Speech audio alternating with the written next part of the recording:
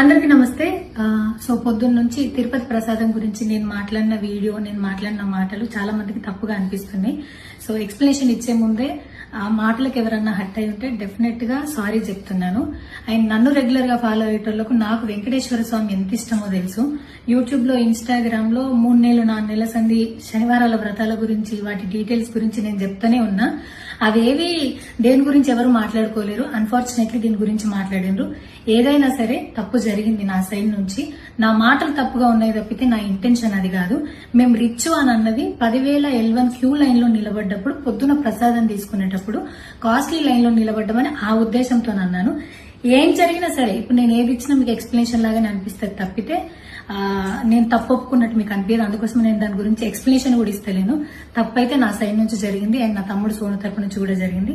తను అవైలబుల్లో లేడు. తన తరపున, నా తరపున అందరికీ సారీ చెప్తున్నా. సో నా ఇంట్లో వెంకటేశ్వర స్వామి, నా చేతి మీద వెంకటేశ్వర స్వామి, అన్నిటికన్నా ముఖ్యంగా జీవితంలో నాకు అత్యంత విలువైంది నా బిడ్డ. నా బిడ్డను కూడా వెంకటేశ్వర స్వామి ఇచ్చిండు. నేను ఆయన గురించి తప్పుగా ఎట్లా మాట్లాడతా?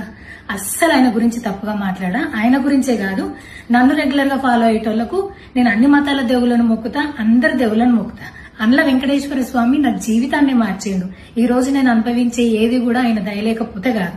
అట్లాంటిది ఆయన గురించి నేను ఎందుకు మాట్లాడతా? అయినా సరే తెలుసో తెలకో పొరపాటు మాటలైతే నా నోటి నుంచి, మా తమ్ముడు నోటి నుంచి వచ్చినాయి. దానికి డెఫినెట్ గా సారీ అడుగుతున్నా. ఇదేదో యూట్యూబ్ ఛానల్ ఏమంటారు వీడియోస్ పెట్టి కేసులు పెడతా అన్నందుకు కాదు, నాకు కూడా అనిపించింది అయ్యో అట్లా మాట్లాడి ఉండకూడదని, అందుకోసం పెడుతున్నాను తప్పితే ఇంకొక ఉద్దేశం అయితే ఏమీ లేదు. నేను మళ్ళొకసారి టీటీడీ మెంబర్స్ కి అండ్ నా మాటల వల్ల హట్ అయిన ప్రతి ఒక్కరికి నేను నా తరపు నుంచి సారీ చెప్తున్నా. అండ్ ఇంకోసారి మళ్ళీ ఎప్పుడు రిపీట్ చేయను.